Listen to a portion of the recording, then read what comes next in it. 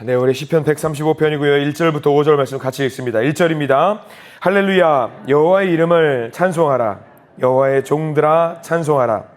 여호와의 집, 우리 여호와의 성전, 곧 우리 하나님의 성전 뜰에 서 있는 너희여, 여호와를 찬송하라. 여호와는 선하시며 그의 이름이 아름다우니 그의 이름을 찬양하라. 여호와께서 자기를 위하여 야곱, 곧 이스라엘을 자기의 특별한 소유로 택하셨음이로다. 내가 알거니와 여호와께서는 위대하시며 우리 주는 모든 신들보다 위대하시도다. 아멘. 오늘 이 말씀 가운데 하나님의 은혜가 있기를 간절히 기도하고 소망합니다. 먼저 기도하는 마음으로 고백합니다. 하나님의 은혜가 지금 저에게 임하기를 기도합니다. 우리 옆 사람 축복하면서 하나님의 은혜가 지금 여러분에게 임하기를 기도합니다. 아멘. 복된 은혜 넘치는 하루 되시기를 간절히 기도하고 소망합니다.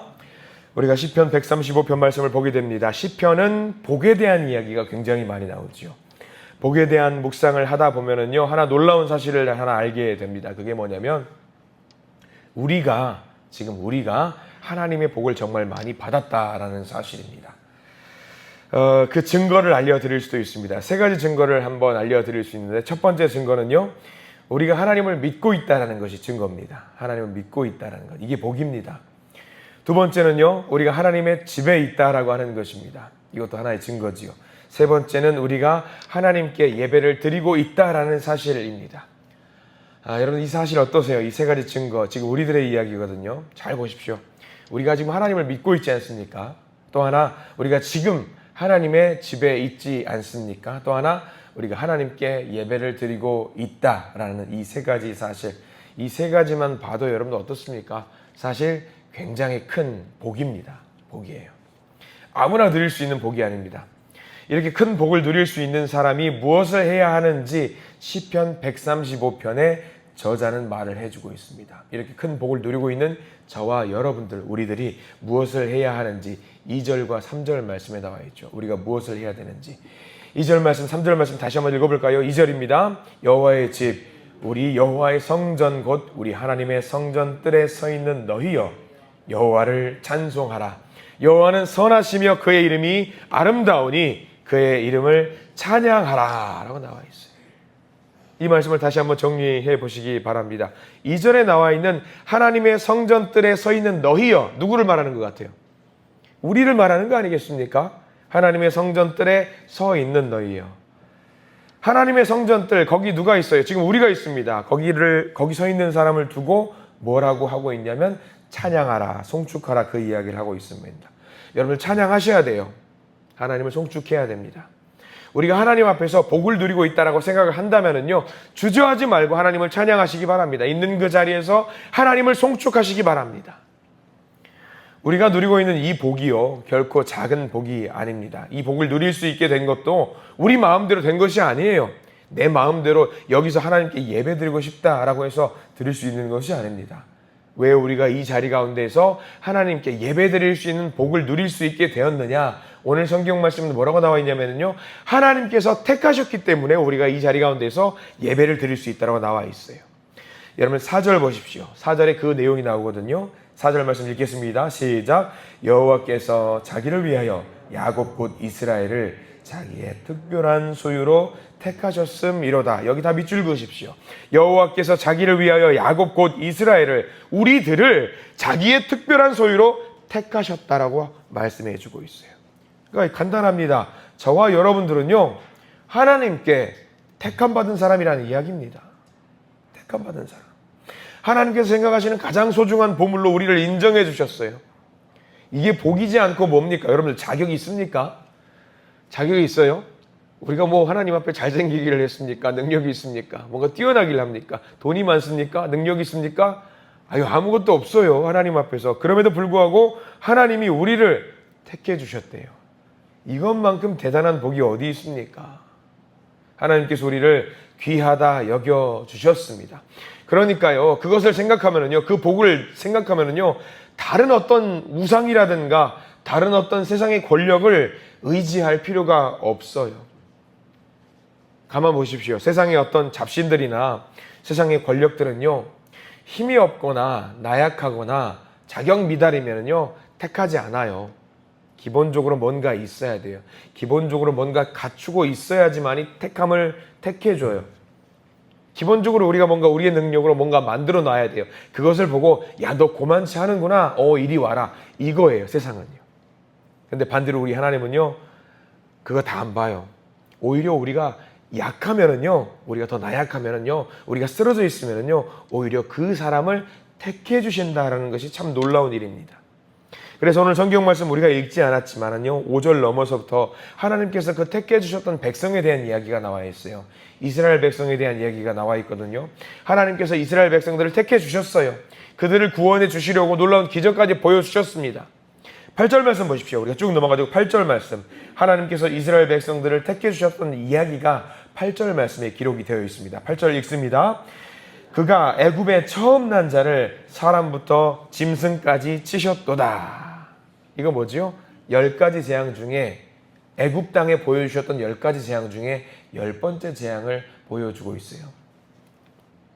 우리가 이 8절 말씀을 통해서 알게 되는 거, 우리가 흔히들 오해하고 있는 것 중에 하나님께서 장자를 치셨다라고 했을 때에 사람만 치셨다고 생각하는 사람들이 있더라고요. 아니에요. 가축도 치셨어요. 가축도. 하나님이 이것을 그렇게 치셨다는 걸 보여주시는데 가축도 치셨습니다. 그러니까 이스라엘 백성들을 구원해 내시기 위해서 택하셨던 그 백성들을 구원해 내시려고 보여주셨던 기적의 역사를 보여주신 거죠.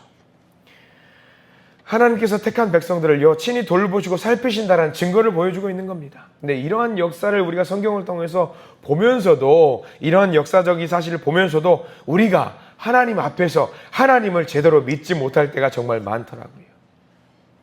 왜 그럴까? 왜 그럴까? 이거는 그냥 성경의 이야기일 뿐 나와는 상관없다라고 하는 의구심을 갖기 때문입니다. 근데 명심하십시오. 우리가 하나님을 믿기만 하면은요, 그 믿음을 통해서 하나님은 그 믿는 자들을 살려주시고 구원해 주신다는 사실을 믿으시기 바랍니다. 이스라엘 백성들에게 보여주셨던 그 역사, 하나님 제게도 보여주세요. 이스라엘 백성들에게 보여주셨던 그 기적의 역사, 나에게도 보여주세요. 하나만 하면 돼요. 믿기만 하면 된다라는 사실입니다. 믿기만 하면 돼요. 믿는 자들에게는요, 출애굽의 역사를 보여주신다라는 사실을 신뢰하시기 바랍니다. 그럼에도 불구하고 우리는 하나님 앞에서 결단하지 못하고 하나님을 믿는 것 같은데 세상을 따라 믿는 것 같기도 하고 세상을 믿는 것 같기도 하면서 하나님을 믿는 것 같은 이중적인 모습을 볼 때가 많습니다. 성경의 기록들을 보면서 말씀 제단 앞에서는 분명히 아멘 하는데 확신이 부족할 때가 많아요. 왜 그러냐면요, 우리가 하나님을 마치 세상 권력이라든가 세상 우상을 섬기는 것처럼 믿으며 살 때가 많기 때문에 그렇습니다. 세상 믿는 것처럼 믿을 때가 많아요. 단적인 예를 좀 한번 드려볼까요? 어제 저녁에 알고 지내던 한 성도와 자기 전에 신앙 상담을 하기 위해서 통화를 한번 했습니다. 뭐였냐면 교회 대청소를 한대요. 교회 대청소를 하는데 기쁜 마음으로 이제 신앙이 좀 얕은 분이셔요. 기쁜 마음으로 가서 청소를 하러 갔답니다. 근데 그분이 공교롭게 이 제단 위에를 청소를 하게 됐더래요. 제단 위에서 단상을 가지고 걸레질을 하는데 그 단상 닦는 그 걸레가 어떤 걸레였냐면 이 의자 닦는 걸레를 가지고 와서 여기를 막 닦더래요. 저 뒤에서 한 노 권사님이 아니 거기 그 걸레를 그걸 닦으면 어떡하냐고 막 혼쭐을 내시는 거예요. 그리고 몰랐어요. 전혀 몰랐어요. 그리고 올라왔는데 신발 신고 올라와서 막 닦으니까 아니 거기 신발 신고 가면 어떡하냐고 그 거룩한 곳을 신발 신고 가면 어떡하냐고 해서 혼쭐을 내더래요. 되게 민망해가지고 마음의 상처를 크게 받았다라는 거예요. 그래가지고 저한테 전화를 하는 거예요. 아니 목사님 거기 그 제단이 그렇게 거룩합니까? 거기 그 걸레로 닦으면 안 돼요? 신발 신고 올라가면 돼요? 안 돼요? 물어보는 거예요. 여러분들 여기 신발 신고 올라오면 돼요? 안 돼요? 왜 안 돼요? 저 물어보고 싶어요. 왜 안 되는 거예요? 여기가 이렇게 거룩한 공간이에요? 제가 그래서 물어봤어요. 아니 안방에 신발 신고 가면은 좋아할 부모님들 퍽이나 많겠습니다. 그랬어요. 아니 거기가 생각해 보십시오. 집사님. 여기가 만약에 허물어지고 여기 노래방이 세워졌어요. 그럼 거기도 거룩한 공간이에요? 아니죠. 여기는 우리가 거룩하다고 약속을 했기 때문에 거룩한 거지요.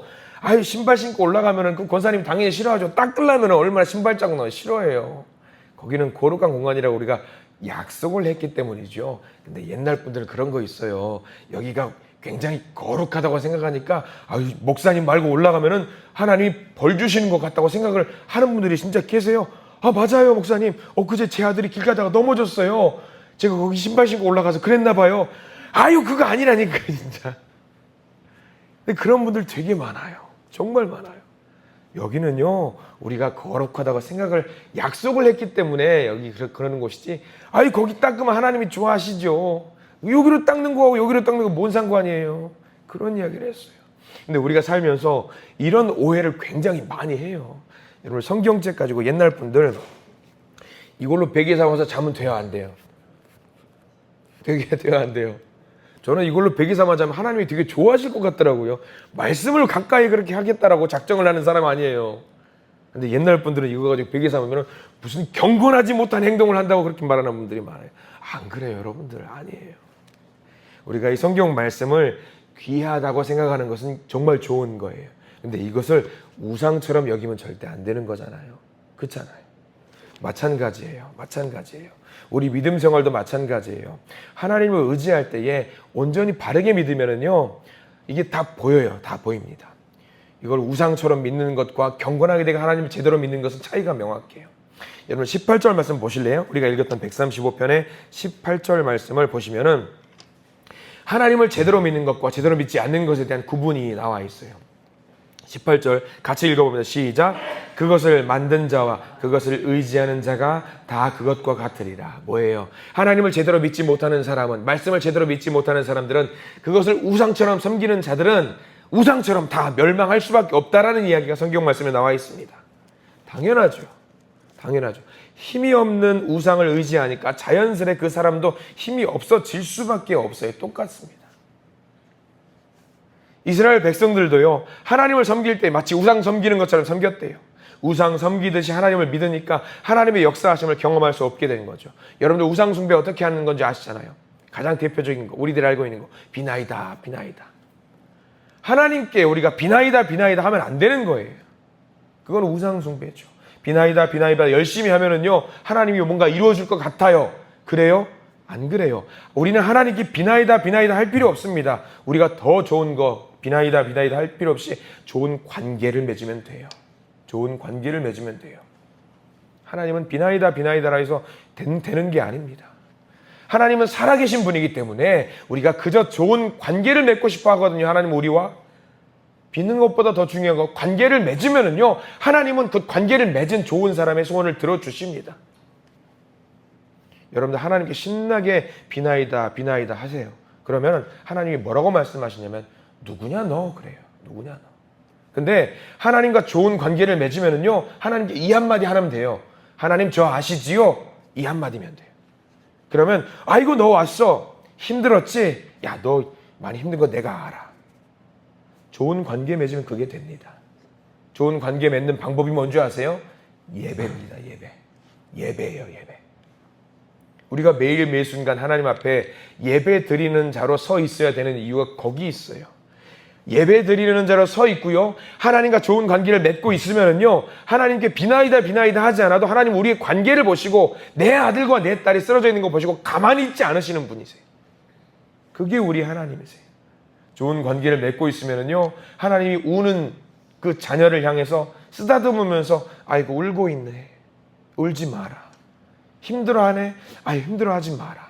너 어려운 거 없니? 어려워하지 마라. 내가 여기 있지 않냐. 좋은 관계를 맺으면 그게 됩니다. 근데 그 관계가 맺어 있지 않으면요, 백날 천날 비나이다 비나이다 한다고 해서 되는 게 아니에요. 절대 안 됩니다. 하물며 여러분들 사람들 보세요. 내가 좋은 관계를 맺고 있는 그 사람이 울고 있어요. 그러면 우리 어떻게 해요? 가서 그 사람한테 가서 왜 울어요? 힘내요. 제가 도와줄 수 있는 거 도와드릴게요. 쓰러져 있는 사람 보고 가만히 있을 수 있나요? 넘어져 있는 사람 보고 가만히 있을 수 있나요? 못하잖아요. 가서 우리 이렇게 세워주잖아요. 하나님은 어떨 것 같아요? 좋은 관계, 아버지와 자녀의 좋은 관계에 맺어 있는 사람들은요, 하나님이 먼저 가셔서 이렇게 세워주신다니까요. 하나님 제발 도와주세요. 그거 안 해도 돼요. 좋은 관계만 맺고 있으면 되는 거예요. 우리 하나님이 그거죠. 그래서 우리가 생각해야 될 것 딱 하나입니다. 어제 오후 예배 시간에도 말씀을 나눴습니다. 골로새서 3장 2절 말씀. 여러분들 다 잊어버리셨죠? 다 잊어버렸죠. 어제 오후 시간에 했던 것. 뭐냐면 위의 것을 생각하고 땅의 것을 생각하지 말라. 기억나시죠? 하나님과 좋은 관계 맺는다라는 이야기예요. 하나님만 생각하셔요. 그럼 하나님은 그런 우리의 마음을 보시고 우리를 일으켜 세워주셔요. 그러면 답이 나와요. 하나님 앞에서 비나이다 비나이다 안 해도 돼요.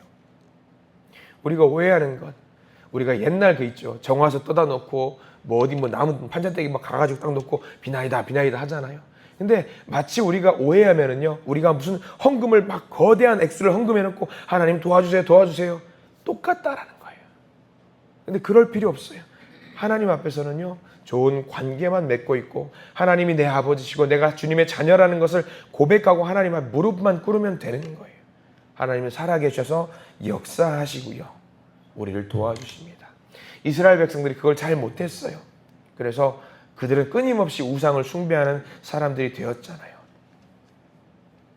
명심하십시오. 우리가 좋은 관계만 맺는다라고 한다면요, 하나님은요, 우리가 비록 고난을 당할지라도 하나님은 결코 우리를 떠나지 않으신다라는 사실을 명심하시기를 간절히 축원합니다.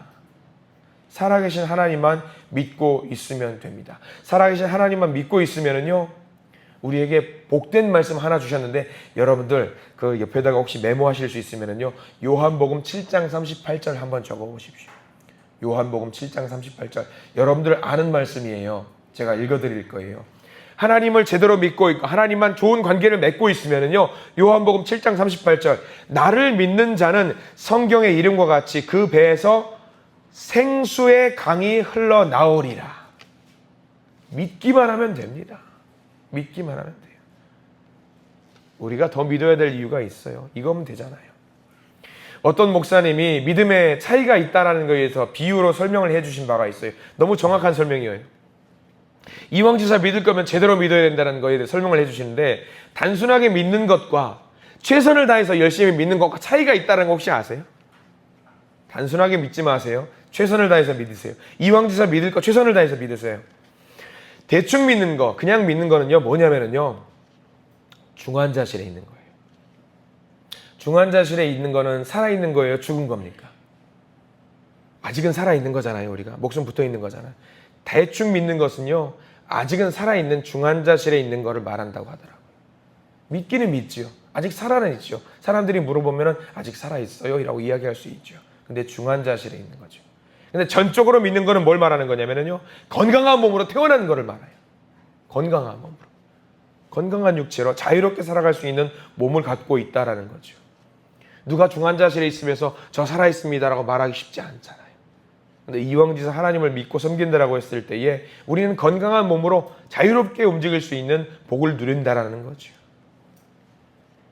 자, 오늘 굉장히 많은 이야기들을 드렸어요. 시편 135편 저자의 마음. 하나님을 믿더라도 제대로 믿고, 하나님을 믿을 때에, 이왕 제대로 믿을 때 하나님과 좋은 관계를 맺는 그런 믿음을 갖고 있자라는 그 의도를 우리가 잘 이해하기를 간절히 소망합니다. 특별히 오늘 4절 말씀 잘 기억하십시오. 여호와께서 자기를 위하여 야곱 곧 이스라엘을 자기의 특별한 소유로 택하셨음이로다. 저와 여러분들은요, 명심하십시오. 하나님의 택함 받은 자라는 사실을 잊지 마시기 바랍니다. 그런 우리가 해야 될 것, 오늘 시편 135편의 말씀 저자처럼 끊임없이 하나님께 송축하고 끊임없이 하나님을 찬양하는 예배자로 온전히 서 계시는 우리 모든 성도들이 되시기를 간절히 축원합니다. 아마 우리에게 많은 복, 큰 복, 좋은 관계를 맺은 자에게 복을 주신다고 약속하셨습니다. 그 복을 누리시는 우리 모든 믿음의 성도님 되시기를 간절히 축원합니다. 기도하겠습니다. 주님, 시편의 고백처럼, 이 저자의 고백처럼 주님께서 야곱을 택하시고 이스라엘을 주의 소유로 삼으셨던 것처럼 은혜로 말미암아 오늘 우리도 택하여 주셨음을 믿고 고백하고 의지합니다. 우리가 잘나서 아니라 주의 선택과 사랑으로 하나님의 백성이 되었음을 잊지 않게 해 주시옵소서. 그러나 주님, 선택받은 자로 부르심을 받았음에도 불구하고 형식적인 얕은 믿음에 머물러 있는 우리의 모습을 꾸짖으시고 제대로 믿는 우리가 되게 해 주시옵소서. 삶 속에서 우상을 섬기는 것과 다르지 않은 그런 믿음을 보일 때가 얼마나 많은지 모릅니다. 그러나 살아계셔 역사하시는 하나님만을 온전히 의지하기를 원하는 여기 있는 우리 믿음의 자녀들이 있사오니 우리의 이 얕은 믿음을 강한 믿음으로 바꿔주시고 온전히 주님만을 의지하는 거룩한 복된 믿음을 갖게 해 주시옵소서. 시온에서 찬양받으시는 하나님, 우리 이 삶 속에서 예배자가 되어서 우리의 모든 순간순간 예배자로 주님을 찬양하기를 원하오니 우리의 찬양을, 거룩한 찬양을 받아 주시옵소서. 하늘의 복을 내려 주시옵소서. 예수 그리스도 이름으로 간절히 기도드립니다. 아멘.